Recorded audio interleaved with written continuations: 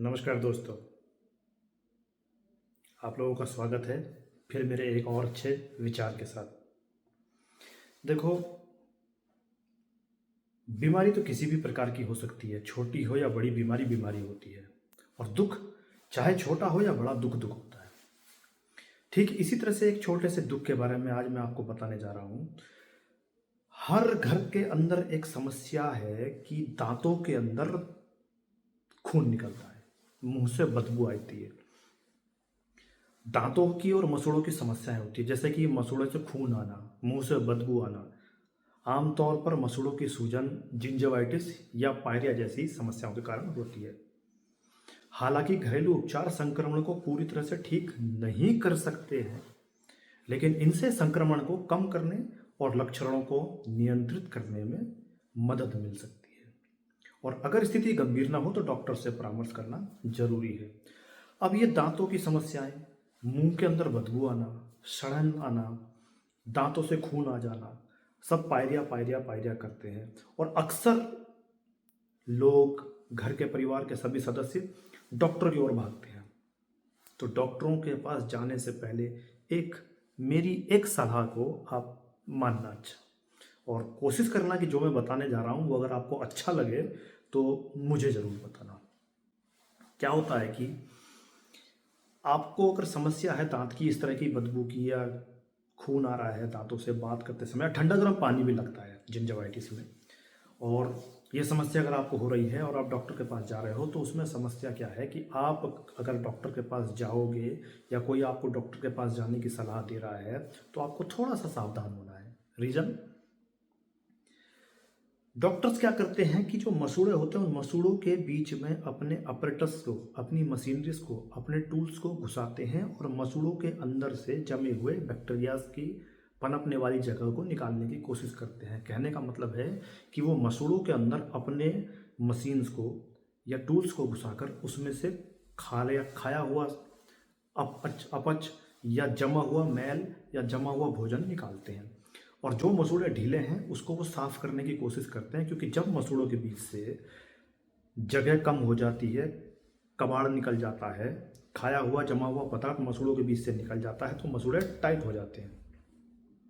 और मसूड़े टाइट होने से वहाँ जो बैक्टीरिया पनप रहे हैं वो पनपने वाले बैक्टीरिया कम हो जाते हैं या मर जाते हैं। साथ में आपको एंटीबायोटिक्स दवाई दी जाती हैं, जिसमें एनेसाइड्स हो सकता है, ज़्यादा दिक्कत हो रही है तो पेन किलर्स हो सकता है, सेंसिटिव के लिए भी आपको दवाइयाँ दी जा सकती हैं। और डॉक्टर्स अक्सर ये सब करते हैं, क्योंकि डॉक्टर्स को यह मतलब नहीं है कि आपको क्या दिक्कत होनी है क्या दिक्कत नहीं होती। लेकिन मेरी एक बात ध्यान रखना दोस्तों, दांतों की समस्या के लिए डॉक्टर के पास जाना जरूरी, लेकिन अगर छोटी मोटी बीमारियों को लेकर आप चलते फिरते डॉक्टर्स के पास जा रहे हो तो आपको भविष्य में अगर उसने दांतों को खरोच दिया, रगड़ दिया, तो जो बाहर का इनेमल होता है, जो दांतों की प्रोटेक्शन लेयर होती है, एक तरह का प्रोटीन होता है इनेमल, वो खत्म हो जाएगा और आपके दांतों में सेंसिटिविटी आ जाएगी। आपको ठंडा पानी, गर्म पानी लगना शुरू हो जाता है। दांतों की समस्या थोड़ी देर के लिए हो सकता है बंद हो जाए, थोड़े दिन के लिए हो सकता है बंद हो जाए, लेकिन आपको फिर आ सकती है। हाँ, मैं फिर कह रहा हूँ, अगर ज़्यादा बड़ी समस्या है तो डॉक्टर के पास जाना जरूर है, लेकिन अच्छे डॉक्टर के पास, पढ़े लिखे डॉक्टर्स के पास, जो वेल एजुकेटेड, डिग्री ली हो, और जो हो सके आप सरकारी डॉक्टर्स के पास जाइए, क्योंकि वो बहुत ही अच्छी तरह से संपूर्ण है, उन्हें अच्छी विद्या बताई हुई है, जो मैं मैसेज बताना चाह रहा हूँ। और दूसरा, अगर आप मेरे चैनल्स को देखते हैं तो मैं आपको बहुत अच्छी चीज़ें अक्सर बताता हूँ। आपको करना क्या है, डॉक्टर्स के पास जाने से पहले अगर आप समस्या से जूझ रहे हैं तो आपको छोटा सा एक काम करना है कि आप रात को सोते समय, दिन में, दोपहर में, किसी भी समय, एक बार, दो बार, तीन बार, जितने बार आपका मन करे, एक काम करना जो मैं बता रहा हूँ कि आप नमक के गर्म पानी से, गुनगुने पानी से कुल्ला जरूर कीजिए। नमक कौन सा? सादा नमक। नमक के पानी से कुल्ला करने से क्या होता है कि नमक के अंदर कुछ ऐसी पावर होती है जो बैक्टीरिया उसको पनपने का या उनकी जान खींच लेता है। अगर मैं बहुत छोटी सी बात में कहूँ, जहाँ नमक डाल दिया जाता है वहाँ से ऑक्सीजन या कुछ भी, मतलब मैं अभी मेडिकल ट्रीटमेंट की तरह से आपको पूरा नहीं बताना चाह रहा हूँ, लेकिन नमक के लगने से आपके दांतों से बैक्टीरिया खत्म होने लग जाते हैं। पानी का कुल्ला करने से, गुनगुने पानी में आप आधा चम्मच नमक मिला दीजिए और 2 से 3 बार कुल्ला कर लीजिए। इससे मसूड़ों में सूजन भी कम हो जाएगा, दर्द भी कम हो जाएगा और संक्रमण भी दूर हो जाएगा। पहला उपाय मैंने बताया। दोस्तों, मेरी वीडियोस ज़्यादा नहीं आती है, मैं घर से बाहर रहता हूँ, समस्या है, नहीं बना पाता हूँ, लेकिन जितना बताता हूँ कोशिश कीजिए कि उसको नोट कर लिया करें और अपने बच्चों को ज़रूर बताना, मैं हर बार कह रहा हूँ।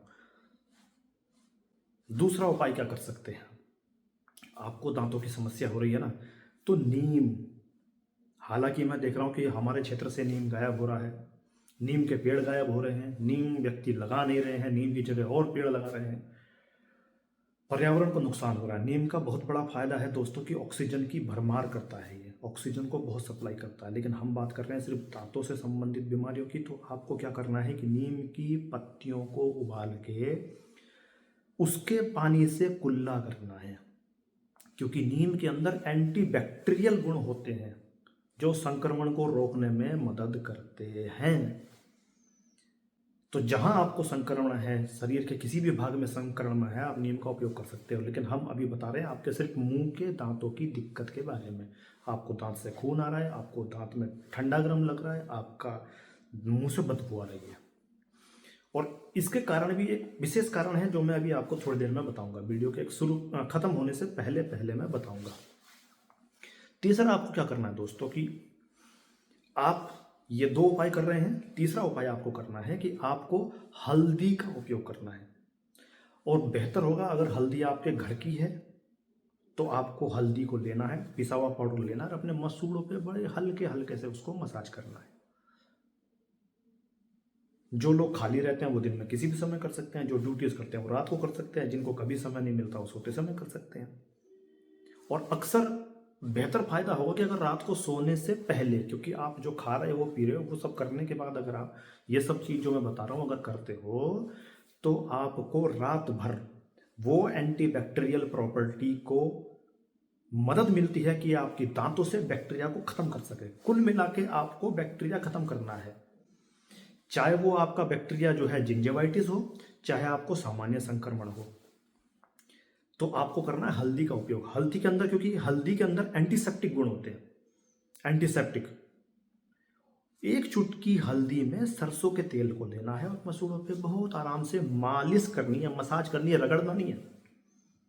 और हल्दी का उपयोग बहुत फायदेमंद होता है, आपके दांतों से धीरे धीरे सारे बैक्टीरिया कम होने लग जाएंगे और आपको राहत मिलने लग जाएगी। चौथा उपाय आप कर सकते हैं सरसों के तेल और नमक। सरसों का तेल बाजार वाला नहीं, घर का, दानों से निकला हुआ, सरसों से निकला हुआ, कोल्हू से निकला हुआ, अपने आंखों के सामने से निकला हुआ, बाजार का तेल नहीं। बाजार के अंदर तेल के अंदर मैं बुराई नहीं करना चाहता हूँ कि उसमें फ्लेवर्स आ रहे हैं, आर्टिफिशियल आ रहा है, और अगर खाना बनाते हैं तो आप खुद स्मेल उसकी समझ सकते हो कि ऐसी आती है कि जैसे मतलब कोई क्या बताऊँ, बस मैं जानवर की चर्बी की जैसी स्मेल्स आती है। तो आपको सरसों के तेल में 1 चुटकी नमक और 2-3 बूंद सरसों की मिला के उसको मसूड़ों पे हल्के हल्के हल्के हल्के मालिश करना है, और इससे खून आना बिल्कुल बंद हो जाएगा और सूजन तुरंत कम हो जाएगी। क्योंकि दांतों के मसूड़ों में अगर दर्द हो रहा है तो उसका मतलब देयर इज इन्फ्लेमेशन, सूजन है वहां पे।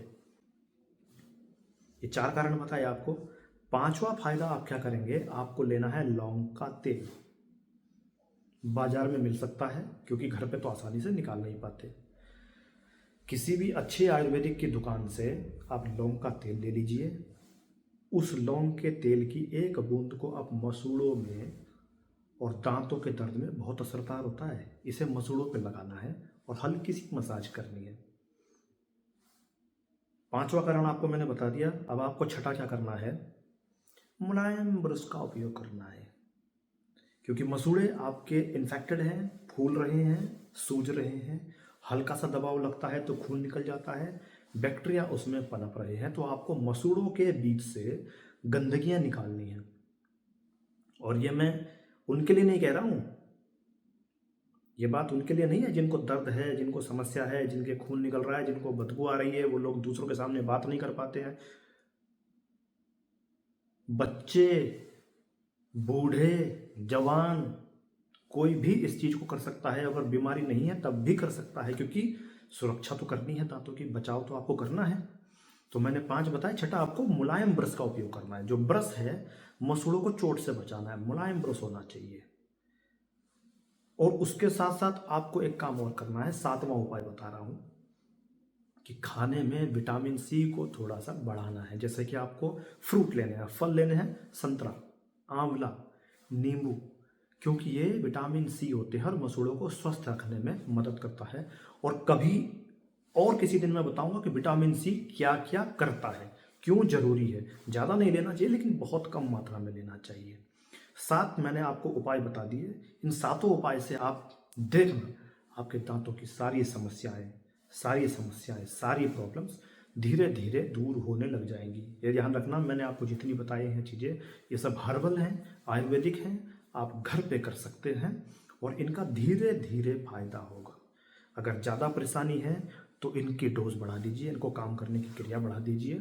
और देखिए, दूसरा मैं आपको बताना चाह रहा हूँ कि जो रोकथाम के जो उपाय है ना, दिन में कम से कम 2 बार ब्रश करना है या मुंह को साफ रखना है। ब्रश का मतलब ब्रश नहीं, और वो जो लंबा सा पेस्ट लगाते हैं वो लंबा सा पेस्ट नहीं, पेस्ट आपको इतना होना चाहिए, paste is like a greasy, वो आपको ग्रीस, वो फिसलने के लिए देता है कि ताकि आपका पेस्ट रगड़े ना।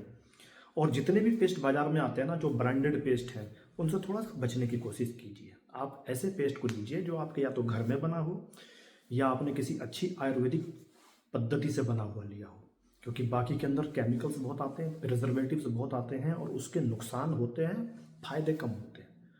और कंपनी प्रचार के लिए अपना काम करती है या कभी कभी उसका मुंह बड़ा कर देगी। कई तरह की चीज़ें होती हैं जो मैं ज़्यादा नहीं बताना चाह रहा हूँ।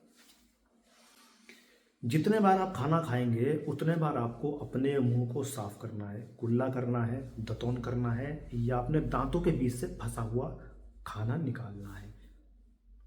और जो भी दोस्त चीनी खाते हैं, मीठा खाते हैं, गुड़ खाते हैं, मीठा खाने की ज़्यादा आदत है, तो मैं बता दूं, ज़्यादा मीठा खाने से दांतों की परतें खराब हो जाती हैं और मीठे के साथ बैक्टीरिया बहुत ज़्यादा पनपता है। तो बीमारियों को तो हम खुद बुला रहे हैं। खाना खाते हैं, साफ नहीं करते हैं, रात रात भर। और बहुत से तो ऐसे हैं लोग गांव में कि मैं सोच रहा हूँ शायद जिन्होंने कि जीवन में कभी सफाई नहीं करी होगी, तो उन लोगों की तो चल रही है जैसी चल रही है।